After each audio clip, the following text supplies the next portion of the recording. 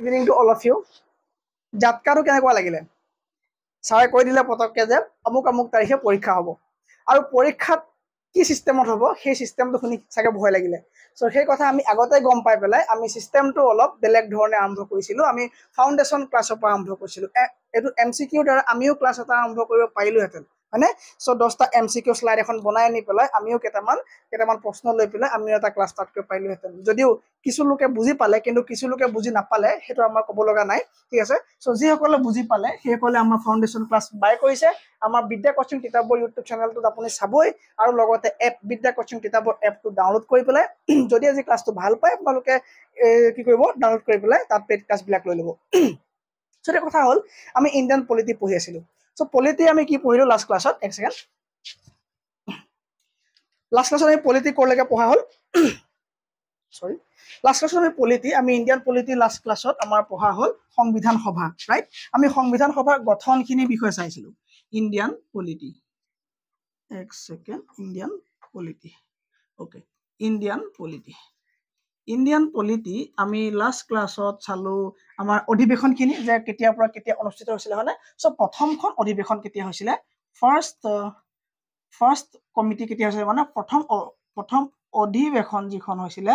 সেই অধিৱেশনখন অনুষ্ঠিত হৈছিলে আমাৰ 9 জানুৱাৰী তাৰিখে এইখিনি আমি লাষ্ট ক্লাছত পঢ়িলোঁ যদি এবাৰ ৰিভাইজ কৰি দিছোঁ মই অ'কে 9 জানুৱাৰী তাৰিখে তোমাৰ কেতিয়া হ'ব 1946 9 জানুৱাৰী তাৰিখে সংবিধান সভাৰ প্ৰথম অধিৱেশনখন অনুষ্ঠিত হৈছিলে আৰু মই আগতে কৈছোঁ যে সংবিধান সভাত 389 জন কি হৈছিলে মেম্বাৰ আছিলে অ'কে চ' লাষ্টখন কেতিয়া হৈছিলে লাষ্টখন 24 জানুৱাৰী 1950 অ'কে চ' লাষ্টখন কেতিয়া হৈছিলে লাষ্ট অধিৱেশন হৈছিলে তোমাৰ 24 জানুৱাৰী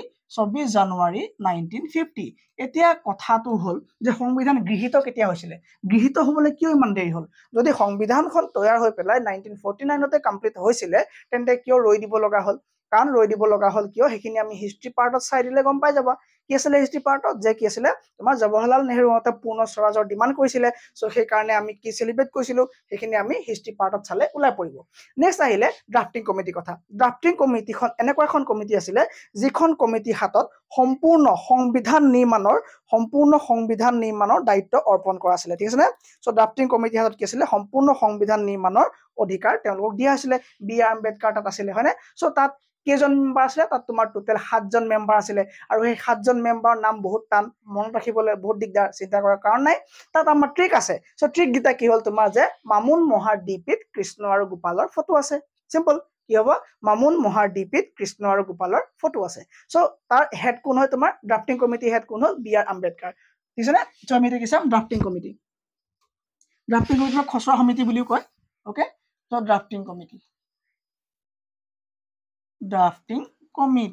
অ'কে চ' ড্ৰাফটিং কমিটি তোমাৰ অধ্যক্ষ কোন আছিলে doctor B.R. Ambedkar doctor B.R. Ambedkar কোন হয় তোমাৰ ড্ৰাফটিং কমিটি অধ্যক্ষ আছিলে চ' তেওঁৰ লগতে 6জন মানুহ আছিলে চ' ট্ৰিকটো মই ক'লো যে মামুন মহাৰ ডিপিত কি আছিলে গোপাল আৰু কৃষ্ণৰ কি আছিলে ফটো আছিলে হৈ গ'ল চ' তোমাৰ গোপালৰ তাৰ পৰা হৈ গ'ল তোমাৰ কি N. গোপালাস্বামী আয়েংগাৰ নামকেইটা মনত ৰাখিবা কি হ'ব তোমাৰ N. গোপালাস্বামী আয়েংগাৰ আলাদি কৃষ্ণস্বামী আয়াৰ হয়নে নেক্সট তোমাৰ আহিলে ডক্টৰ K. মুন্সি সৈয়দ মোহাম্মদ সাদুল্লাহ হয়নে M. মাধৱা ৰাও তাৰপৰা তোমাৰ কি আছিলে কৃষ্ণ মাচাৰী অ'কে চ' এই কৃষ্ণ মাচাৰী তোমাৰ ৰিপ্লেচ কৰিলে কোনে তোমাৰ ডিপি খেতান কি কৰিলে তোমাৰ ৰিপ্লেচ কৰিলে চ' ট্ৰিকটো মই দি দিলো যে মামুন মহাৰ ডিপিত কৃষ্ণ আৰু গোপালৰ ফটো আছে অ'কে চ' তাৰ পৰা তোমালোকে ট্ৰিকটোৰ পৰা গোটেই নামকেইটা লৈ ল'বা 6জন মানুহ আছে আৰু এজন হেড হ'ব হেডজন কোন হ'ব তোমাৰ ডক্টৰ B.R. আম্বেদকাৰ ঠিক আছে তেওঁ কোন হ'ব তোমাৰ সভাপতি হ'ব ৰাইট এইখিলে একো দিগদাৰ পোৱা নাই অ'কে নেক্সট আমি চাবলৈ আছে চ' এইখিলৈকে একো দিগদাৰ পোৱা নাই ঠিক আছে চ' ড্ৰাফটিং কমিটি অধ্যক্ষ কাক বুলি ক'লো মই ডক্টৰ B.R. আম্বেদকাৰ কি হয় তোমাৰ ড্ৰাফটিং কমিটি অধ্যক্ষ হৈ গ'ল আৰু লগতে একেজন মেম্বাৰ হৈ গ'ল ঠিক আছে নে অ'কে নেক্সট আমি কি চাব লাগিব নেক্সট আমি চাব লাগিব যে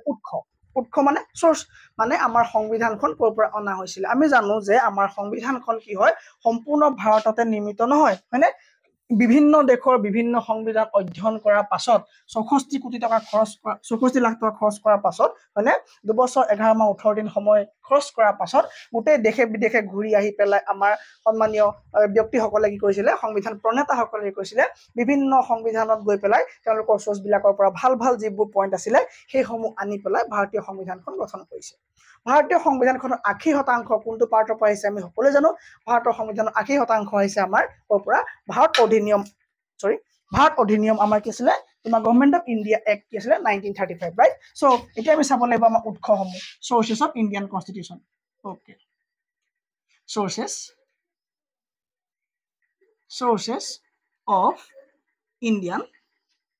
sources of Indian Constitution okay ভাৰতীয় সংবিধানৰ উৎসসমূহ ক'ৰ পৰা আছিলে আমি সকলো বিলাক এফালৰ পৰা চাই যাম আৰু এইখিনিৰ পৰা আমাৰ এটা প্ৰশ্ন আহিলেও আমাৰ একো দিগদাৰ নহব তাৰমানে এমসিকিউ ভিডিঅ চোৱাতকৈ আমাৰ থিওৰি ক্লাছ বা কনসেপ্ট ক্লাছ চোৱাটো আমাৰ বেছিকৈ ইম্পৰ্টেন্ট হৈ পৰে ওকে এতিয়া আহিলে আমাৰ প্ৰথম ক'ৰ পৰা আছিলে আমাৰ ব্ৰিটিছৰ সংবিধানৰ পৰা সো ব্ৰিটিছৰ সংবিধানৰ পৰা কি অনা হৈছিলে ব্ৰিটিছ সংবিধানৰ পৰা তোমাৰ পাৰ্লিয়ামেণ্টাৰী যেটো গভৰ্ণমেণ্টৰ সিস্টেম ওকে পাৰ্লিয়ামেণ্টাৰী যেটো গভৰ্ণমেণ্টৰ সিস্টেম মই চোৱা তোমালোকক মানে সংবিধানৰ বেলেগ বেলেগ দেশৰ পৰা বহুত সোৰ্সৰ পৰা বহুত বস্তু আনিছে কিন্তু সকলো বিলাক মই নকওঁ কাৰণ এক্সাম পইণ্ট অফ ভিউ আমাৰ হাতত বেছি সময় না 50 দিন সময় আছে আমি ক্ৰেশ কোৰ্স কৰি পেলাই আমি গোটেইখিনি আমি অতি সোনকালে আমি পঢ়িব লাগিব সো টিচাৰ হিচাপে মই তোমালোকক ঢেৰ ক'ব পাৰিম যে এইখিনি পঢ়া মই দেখুৱাব পাৰিম যে মই কিমান জানো ওকে মই কিমান জানো দেখুৱালে তোমাক নহব ন তুমি পৰীক্ষাত কি কাৰণে পঢ়িছা পৰীক্ষাত যি লাগিব এইখিনি মই দিব লাগিব তোমাক সো আমি যিকেইটা ইম্পৰ্টেন্ট হয় এইকেইটা আমি পঢ়িম ওকে সো ব্ৰিটিছ সংবিধানৰ পৰা কি অনা হৈছিলে তোমাৰ পাৰ্লিয়ামেণ্টাৰী গভৰ্ণমেণ্টৰ যেটো সিস্টেম আছিলে তাৰপৰা তোমাৰ ৰুল অফ ল যেটো সিস্টেম আছিলে তোমাৰ সিংগল সিটিজেনশিপ যেটো সিস্টেম আছিলে এইখিনি অনা হৈছিলে আৰু তোমাৰ লগতে কেবিনেট সিস্টেমটো অনা হৈছিলে সো কি আছিলে তোমাৰ ব্ৰিটিছ প্ৰথমে কি আমি ব্ৰিটিছ গভৰ্ণমেণ্টৰ পৰা কি অনা হৈছিলে British gov right so British গভৰ্ণমেণ্টৰ পৰা কি অনা হৈছিলে ব্ৰিটিছ গভৰ্ণমেণ্টৰ পৰা অনা হৈছিলে স্যাৰ সিংগল সিটিজেনশিপ প্ৰথমটো কি কলো মই সিংগল সিটিজেনশিপ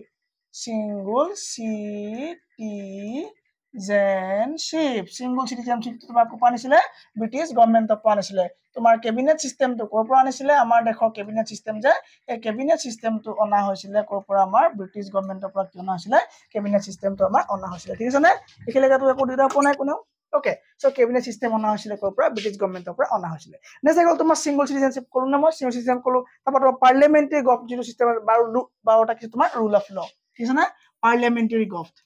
পাৰ্লিয়ামেণ্টাৰী যেটো আমাৰ গভৰ্ণমেণ্টৰ সিস্টেম হয়নে এই পাৰ্লিয়ামেণ্টাৰী গভৰ্ণমেণ্টৰ সিস্টেম আনিছিলে আমাৰ ক'ৰ পৰা ব্ৰিটিছৰ পৰা আনিছিলে আৰু তোমাৰ ৰুল অফ ল এইখিনি কি হয় বুলি স্যাৰ মোক নুসুধিবা দেই ৰুল অফ ল কাৰণ এইখিনি আমি পঢ়া হৈছে ৰাইট ৰুল অফ ল পঢ়া হৈছে কেবিনেট সিস্টেম পঢ়া হৈছে সিংগল সিটিজেনশিপ কি পঢ়া হৈছে পাৰ্লিয়ামেণ্টাৰী গভৰ্ণমেণ্ট কি পঢ়া হৈছে সো তোমালোকে পলিটি বাই মহন্ত শাহ বুলি সাৰ্চ কৰাৰ লগে গোটেই ইণ্ডিয়ান পলিটি কমপ্লিট প্লেচ কি হ'ব তোমালোকৰ সন্মুখত আহি যাব আৰু যিসকলে এপত এতিয়া লাইভ ক্লাছ কৰি আছে সেইসকলৰ কাৰণটো চিন্তাই নাই সেইসকলে আগৰ পৰা পঢ়ি আছে সো মই এই গোটেই কোৰ্সটো শেষ হোৱাৰ পাছতে এবাৰ কি কৰিম এবাৰ ৰিভিজন কৰিম সো ৰিভিজনত আমি এমসিকিউ ডিসকাস কৰিম আৰু আমি বিভিন্ন কোৱেশ্চন পেপাৰ বিলাক আমি ইয়াত আলোচনা কৰিম ঠিক আছে না আৰু অতি সোনকালে আমাৰ কাৰেন্ট এফেয়াৰ সিৰিজটো আহি আছে আৰু যিখিনি পঢ়িব লাগে সেইখিনি ইয়াত পোৱা যাব কোনো অলাগতিয়াল পোৱা নাযাব ঠিক আছে এইখিলৈকে হ'বনে নেক্সট কি চাব লাগিব নেক্সট চাব লাগিব সো ৰুল অফ ল লেকে হৈ গ'ল ব্ৰিটিছ গভৰ্ণমেণ্ট হৈ গ'ল নাই একো নাই আসাম হিষ্ট্ৰী আৰু ইণ্ডিয়ান হিষ্ট্ৰীটো কম্বো পেক আছে সেইটো তোমালোকে মানে বেলেগে কি হয় বেলেগে হিষ্ট্ৰী ক্লাছ আকৌ ল'ব নালাগে আৰু সেইটো তাতে আসাম হিষ্ট্ৰী আৰু জিওগ্ৰাফী মানে আসাম হিষ্ট্ৰী আৰু ইণ্ডিয়ান জিওগ্ৰাফী তাতে কি আছে তোমাৰ ইনক্লুডেড আছে ঠিক আছে নে ওকে বুজি পাই আছা কোনটো আগৰ ক্লাছটো কোনটো ক'লা আচ্ছা এইটো তোমাৰ ড্ৰাফটিং কমিটি বি আম্বেদকাৰ আৰু ট্ৰিকটো মামুন মহাৰ ডিপিত কৃষ্ণ আৰু গোপালৰ ফটো আছে ঠিক আছে মামুন মহাৰ ডিপিত কৃষ্ণ আৰু গোপালৰ ফটো আছে ৰাইট ওকে নেক্সট আমি কি চাইছিলো আমি চালো যে ব্ৰিটিছ গভৰ্ণমেণ্টৰ পৰা মানে ব্ৰিটিছ কনষ্টিটিউচনৰ পৰা ৰাইট ব্ৰিটিছ কনষ্টিটিউচনৰ পৰা কি অনা হৈছিলে ব্ৰিটিছ কনষ্টিটিউচনৰ পৰা তোমাৰ কি অনা হৈছিলে ব্ৰিটিছ কনষ্টিটিউচনৰ পৰা তোমাৰ এইকেইটা বস্তু আমি বড়ো কৰা হৈছিলে হয়নে কি কৈছিলে বড়ো কৰা হৈছিলে আৰু তোমাৰ 80% ক'ৰ পৰা অনা হৈছিলে তোমাৰ ভাৰতীয় সংবিধানৰ 80% অনা হৈছিলে আমাৰ ক'ৰ পৰা government of India act right gov of India act 1935 পৰা 1935 পৰা আমি এইটা বস্তু বড়ো কৰিছো 1935 পৰা আমি কৈছো এইটা বস্তু বড়ো কৰিছো ৰাইট নেক্সট আহি গ'ল আমাৰ কি আমাৰ ইউএছ গভৰ্ণমেণ্ট মানে আমাৰ আমেৰিকান গভৰ্ণমেণ্ট সো আমেৰিকান গভৰ্ণমেণ্টৰ পৰা আহিছে আমাৰ ইউএছ মানে কনষ্টিটিউচনৰ পৰা আহিছে মই মুখত বাৰবাৰ গভটো আহিছে ওকে ইউএছ কনষ্টিটিউচনৰ পৰা আমাৰ কি আহিছে ফান্ডামেন্টাল ৰাইটস আহিছে ইন্ডিপেন্ডেন্স অফ জুডিশিয়াৰী আহিছে তাৰপৰা তোমাৰ ইম্পিচমেন্ট অফ প্ৰেসিডেন্ট ওকে সেইটা ইম্পৰ্টেন্ট হয় কি ইম্পৰ্টেন্ট হয় তোমাৰ impeachment of president fundamental right very very important মনত ৰাখিবা ইউএছ কনষ্টিটিউচন ভিএছ নহয় ইউএছ কনষ্টিটিউচনৰ পৰা আমাৰ কি আহিছে ভেৰি ভেৰি ইম্পৰ্টেন্ট পইণ্ট তাৰে এক নম্বৰটো হৈ গ'ল তোমাৰ কি ইম্পিচমেন্ট অফ প্ৰেসিডেন্ট এটো মনত ৰাখিবা ইম্পিচমেন্ট এটো কি নুসুধিবা আকৌ দেই ইম্পিচমেন্ট অফ প্ৰেসিডেন্ট কি হয় ইম্পিচমেন্ট অফ প্ৰেচিডেন্ট তাৰমানে কি ভাৰতৰ ৰাষ্ট্ৰপতি কিদৰে অপসাৰিত কৰিব পাৰি সেই বিষয়ে লিখা আছে তোমাৰ ফাণ্ডামেণ্টেল ৰাইটৰ বিষয়ে লিখা আছে হয়নে সো ফাণ্ডামেণ্টেল ৰাইট বা এইকেইটা পইণ্ট আমাৰ ক'ৰ পৰা আহিছে এইকেইটা আহিছে আমাৰ ক'ৰ পৰা ইউএছ কনষ্টিটিউচনৰ পৰা আহিছে সেকেন্ডটো হৈ গ'ল থাৰ্ডটো তোমাৰ কি হ'ব তোমাৰ পোষ্ট অফ ভাইচ প্ৰেচিডেন্ট মানে আমাৰ ভাইচ প্ৰেচিডেন্টৰ পোষ্টটো কি হ'ল তোমাৰ ক'ৰ পৰা আহিছে ইউএছ কনষ্টিটিউচনৰ পৰা আহিছে ঠিক আছে নে সো কি হ'ব পোষ্ট অফ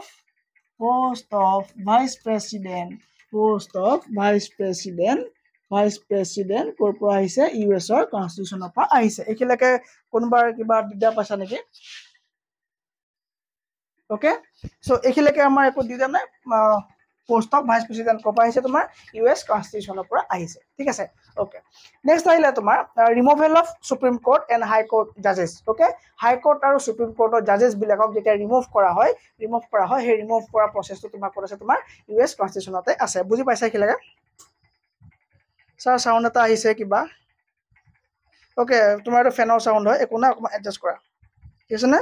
এই কি হয় ফেনৰ সাউন্ড হয় ওকে সো কি হ'ল তোমাৰ ৰিমুভেল অফ সুপ্ৰিম কোৰ্ট আৰু হাই কোৰ্টৰ জাজেছক যেতিয়া ৰিমুভ কৰা হয় সেই প্ৰচেছটো তোমাৰ ক'ত আছে সেই প্ৰচেছটো আছে তোমাৰ ইউএছ কনষ্টিটিউচনৰ পৰা আমি আনিছো ঠিক আছে নে সো মেইন কিতাপ মই লৈছো ইয়াত বেছি আমাৰ দৰকাৰ নাই যিকেইটা পৰীক্ষাত হোৱাৰ চান্স আছে এইকেইটা থাকিব সো কি হ'ব তোমাৰ কি হ'ব removal of okay removal of মানে আঁতৰাই দিয়া ওকে ৰিমুভেল অফ কি হ'ব তোমাৰ হাই court and Supreme Court judges and High Court judges মানে High Court আৰু Supreme Court judges বিলাকক কি কৰা হয় ৰিমুভ কৰা যিটো প্ৰসেছ হয়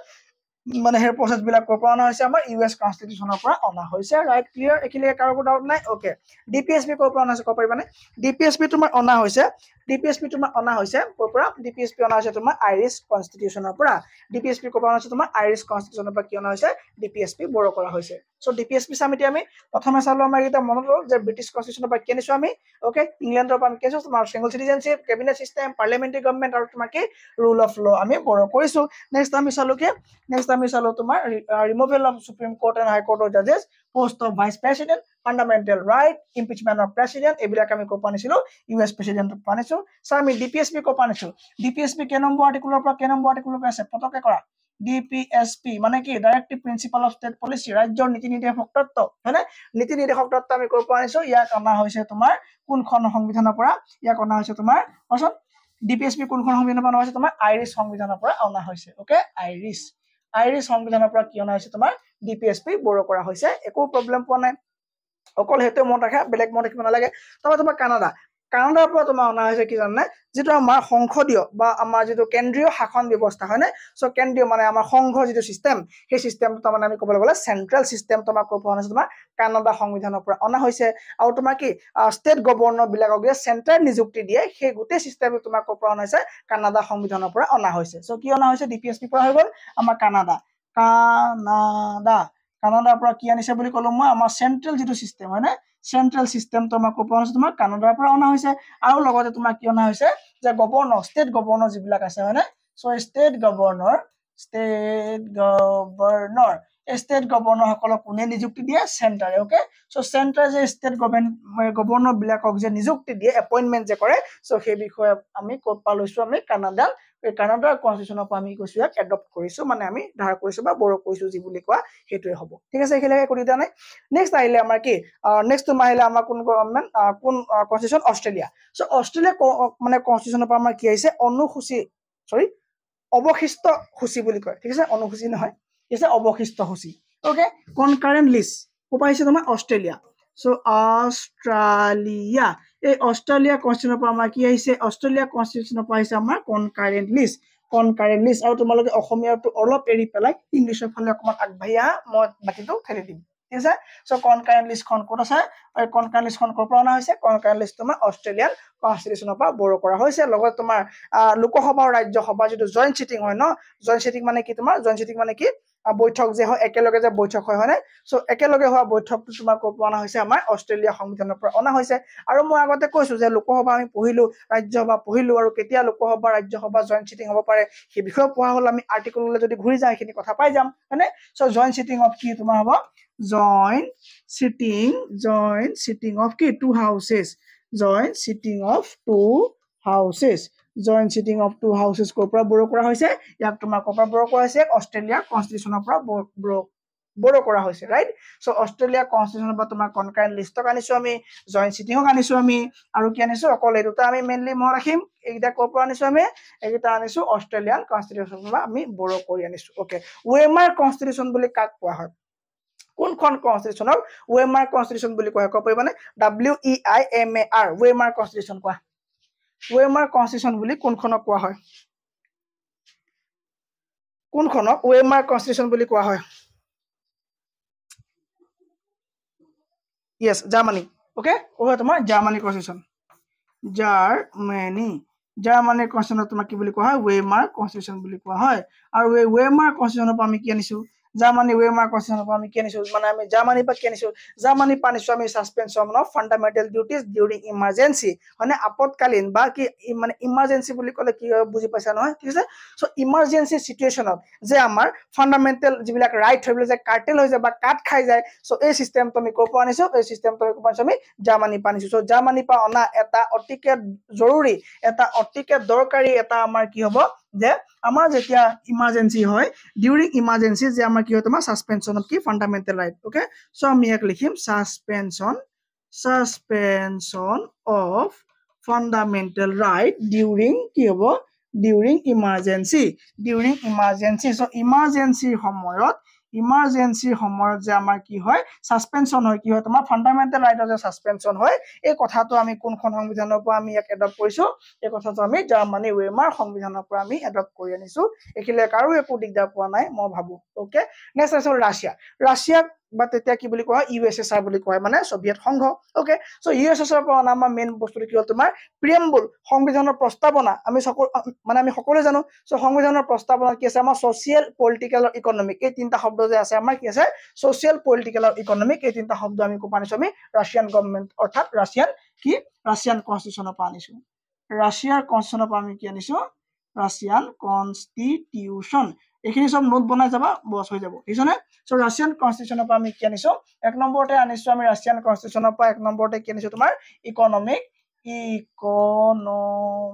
ওয়াৰ্ডটো পলিটিক্যাল মানে ইকোনমিক পলিটিক্যাল আৰু সোশিয়েল এইকেইটা বস্তু আমি কোপা আনিছো ইকোনমিক পলিটিক্যাল আৰু সোশিয়েল এইকেইটা বস্তু আমি কোপা আনিছো আমি USSR কনষ্টিটিউচনৰ পৰা আমি এইকেইটা বস্তু বৰো কৰিছো ঠিক আছে ফ্ৰান্সৰ পৰা আমি কি আনিছো ফ্ৰান্সৰ পৰা আমি লিবাৰ্টি আনিছো আৰু তোমাৰ ইকোনমিক যিখিনি ইকুৱেলিটি আছে ন সেইখিনি কথা আনিছো ফ্ৰেটাৰ্নিটি আনিছো আমি এইকেইটা বস্তু আমি কোপা আনিছো আমি ফ্ৰান্সৰ কনষ্টিটিউচনৰ পৰা আনিছো অকল এইকেইটা মনত ৰাখিলে হ'ব তাতকে বেছি মনত ৰখাৰ কোনো ধৰণৰ দৰকাৰ নাই সো কি হ'ব মই ক'লো তোমাৰ ফ্ৰেটাৰ্নিটি ক'লো লিবাৰ্টি ক'লো আৰু কি ইকোনমিক ক'লো মই আৰু ইকুৱেলিটি ক'লো ৰাইট সো এইকেইটা বস্তু আমাৰ কোপা আহিছে ইকোনমিক ক'ত আহিছিলে তোমাৰ ৰাছিয়ান ওকে সো ইয়াত ইকোনমিক নাই ইয়াত তোমাৰ কি হ'ব লিবাৰ্টি আহিব ফ্ৰেটাৰ্নিটি আৰু ইকুৱেলিটি ৰাইট লিবাৰ্টি ইকুৱেলিটি ফ্ৰেটাৰ্নিটি এই তিনটা বস্তু কি হ'ব তোমাৰ উদাৰতা আৰু কি হ'ব ইকুৱেলিটি সমানতা আৰু তোমাৰ কি ফ্ৰেটাৰ্নিটি এই তিনটা বস্তু ক'ৰ পৰা অনা হৈছে তোমাৰ ৰাছিয়ান সংবিধানৰ পৰা নহয় ক'ৰ পৰা তোমাৰ ফ্ৰেঞ্চ সংবিধানৰ পৰা অনা হৈছে ফ্ৰেঞ্চৰ পৰা কি আহিছে তোমাৰ আহিছে তোমাৰ ইকুৱালিটি নহয় ইকুৱেলিটি হয় ইয়াত ইকুৱেলিটি তাত ইকুৱেলিটি নাই ন ইকুৱেলিটি তোমাৰ ফ্ৰেটাৰ্নিটি আৰু তোমাৰ কি আহিলে তোমাৰ লিবাৰ্টি আৰু তোমাৰ কি আহিলে লিবাৰ্টি ওকে লিবাৰ্টি এইকেইটা ৱৰ্ড তোমাৰ ক'ৰ পৰা আহিছে সংবিধানৰ এইকেইটা বস্তু ক'ৰ পৰা আহিছে এইকেইটা বস্তু আহিছে তোমাৰ ক'ৰ পৰা ফ্ৰেঞ্চ কনষ্টিটিউচনৰ পৰা এইকেইটা বস্তু বৰো কৰা হৈছে ঠিক আছে তাৰপৰা তোমাৰ সাউথ আফ্ৰিকাৰ পৰা কি অনা হৈছে কোৱাচোন সাউথ আফ্ৰিকাৰ সংবিধানৰ পৰা কি অনা হৈছে সাউথ আফ্ৰিকাৰ পৰা কি অনা হৈছে কোৱা সাউথ আফ্ৰিকাৰ পৰা আমাৰ মেইনলি অনা হৈছে এমেন্ডমেন্ট যিটো সিস্টেম সংবিধান সংশোধন কৰা যিটো ব্যৱস্থা একদম ইম্পৰ্টেন্ট পইণ্ট হয় যে সংবিধান সংশোধন যিটো amendment procedure of constitution of India সেইটো ক'ৰ পৰা অনা হৈছে তোমাৰ এইটো তোমাৰ সাউথ আফ্ৰিকাৰ পৰা অনা হৈছে সো সাউথ আফ্ৰিকাৰ পৰা কি অনা হৈছে এমেন্ডমেন্ট সংশোধনী ব্যৱস্থা হয় amendment of Indian constitution amendment মানে সংবিধান সংশোধন ওকে সো সংবিধান সংশোধনৰ যিটো ব্যৱস্থা এইটো তোমাৰ ক'ৰ পৰা অনা হৈছে তোমাৰ সাউথ আফ্ৰিকাৰ সংশোধনৰ পৰা অনা হৈছে মানে সংবিধানৰ পৰা অনা হৈছে আৰু লগতে কি অনা হৈছে তোমাৰ ৰাজ্যসভাৰ member of Rajya Sabha okay member of Rajya Sabha যিটো ইলেকশ্যনৰ প্ৰচেছ the election মানে ইলেকশন কৰি পেলাই যেনেকৈ আমাৰ ৰাজ্যসভাৰ মেম্বাৰবিলাক যেনেকৈ মনোনীত কৰা হয় বা নমিনেট কৰা হয় মানে ইলেক্টেড কৰা হয় ঠিক আছে না সো ইলেক্টেড বা নিৰ্বাচিত সো ৰাজ্যসভাৰ মেম্বাৰসমূহক কিদৰে নিৰ্বাচিত কৰিব লাগিব তেওঁলোক কেনেকৈ আমি ইয়াত সংঘ মানে ৰাজ্যসভাত কেনেকৈ আমি তেওঁলোক ইলেকশ্যন কৰি পেলাই জিকাই পেলাই আনিব লাগে হয়নে সো তেওঁলোক কেনেকৈ ইলেকশ্যন হ'ব কি কথা সেইখিনি আমি আগত পঢ়ি আহিছোঁ সেইখিনি চাই দিবা সো এতিয়া মই মাত্ৰ গোটেইখিনি কথা লগাই দিছোঁ যে আমি পঢ়ি অহা কোনটো বস্তু কোনখন দেশৰ সংবিধানৰ পৰা আনি আমি ভৰাইছো সেইখিনি কথা মই ফালৰ পৰা ক'লো সাউথ আফ্ৰিকাৰ পৰা কিয় নহল তোমাৰ এমেন্ডমেন্ট অফ ইণ্ডিয়ান কনষ্টিটিউচন আৰু তোমাৰ কিয় নহল যে ৰাজ্যসভাৰ মেম্বাৰ বিলাকৰ যিটো মানে ইলেকশ্যনৰ যিটো সিস্টেম সেইটো নহল আৰু তোমাৰ লাষ্ট আছে তোমাৰ জাপানৰ পৰা কিয় নহল তোমাৰ প্ৰচিডিউৰ অফ কি establish by law procedure establish by ল আৰু এইটো কি বস্তু হয় নুসুধিবা ৰুল অফ ল কি হয় নুসুধিবা আৰু প্ৰচিডিউৰ এষ্টাব্লিছ বাই ল কি হয় নুসুধিবা কাৰণ আগৰ ক্লাছটো চাই দিব লাগিব পাই যাবা সো মোৰ ক্লাছ অফ সিস্টেমেটিক হয় যিটো বস্তু য'ত পঢ়াব লাগে মই তাতে পঢ়াও ওকে তো তোমাৰ জাপানিজৰ পৰা কিয় নহল জাপানিজৰ পৰা কি হল তোমাৰ প্ৰচিডিউৰ এষ্টাব্লিছ বাই ল অনা হল ইয়াত তোমাৰ কিয় নহল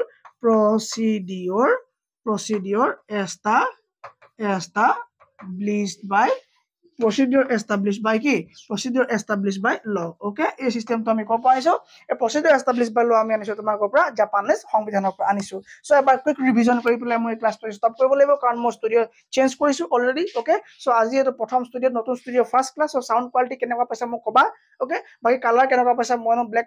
মানে বহুত হোৱাইট সেইটো গম পোৱাই বাকি আৰু কি সাউন্ড কোৱালিটি কথা কবা আৰু ভাল হৈছে না মোক কবা ঠিক আছে সো আজি ক্লাছটো আমি সোনকালে শেষ কৰিম তাৰ আগতে মই ৰিভাইজ কৰি দিছো ফাৰ্ষ্টৰ পৰা ৰিভাইজ কৰিছো যে ইণ্ডিয়ান কনষ্টিটিউচনৰ প্ৰথমখন বৈঠক আমাৰ অনুষ্ঠিত হৈছিল কেতিয়া 9 জানুৱাৰী তাৰিখে আমাৰ প্ৰথমখন বৈঠক অনুষ্ঠিত হৈছিল ওকে সেকেন্ডখন বৈঠক অনুষ্ঠিত হৈছিল আমি এইখিনি কথা গম পালো সিঙ্গল সিটিজেনশিপ আমি কোপা আনিছিলো ইয়াক ব্ৰিটিছ অৰ্থাৎ ইংলেণ্ডৰ সংবিধানৰ পৰা আমি কি আনিছিলো ইয়াৰ নাম ছিল single citizenship cabinet system parliamentary government system আৰু ৰুল অফ ল এইকেইটা বস্তু আমি আনিছিলো ঠিক আছে তাৰ পাইলে আমাৰ ইউএছ কনষ্টিটিউচন পৰা আমি আনিছিলো impeachment of president fundamental right post of তোমাৰ vice president and removal of supreme court and high কোৰ্টৰ জাজৰ কথা আমি পাইছিলো ইউএছ কনষ্টিটিউচনৰ পৰা আমি আনিছো নেক্সট ডিপিএসপি মানে directive principle of state policy যেটো ভাইলেট হলে আমি সুপ্ৰিম কোৰ্ট যাব পাৰিম নে নো এনি চান্স আমি যাব নোৱাৰো ওকে সো ডিপিএসপি আনিছো আমি আইৰিছ কনষ্টিটিউচনৰ পৰা কানাডাৰ পৰা আমি আনিছো সেন্ট্ৰেল গভৰ্নমেন্টৰ সিস্টেমটো ষ্টেট গভৰ্ণৰ কেনেকৈ সেন্ট্ৰেল নিযুক্তি দিব সেইখিনি আনিছো আৰু অষ্ট্ৰেলিয়াৰ পৰা আমি আনিছো কনকাৰেন্ট লিষ্ট অৱশিষ্ট সূচী okay joint sitting of two হাউসেছ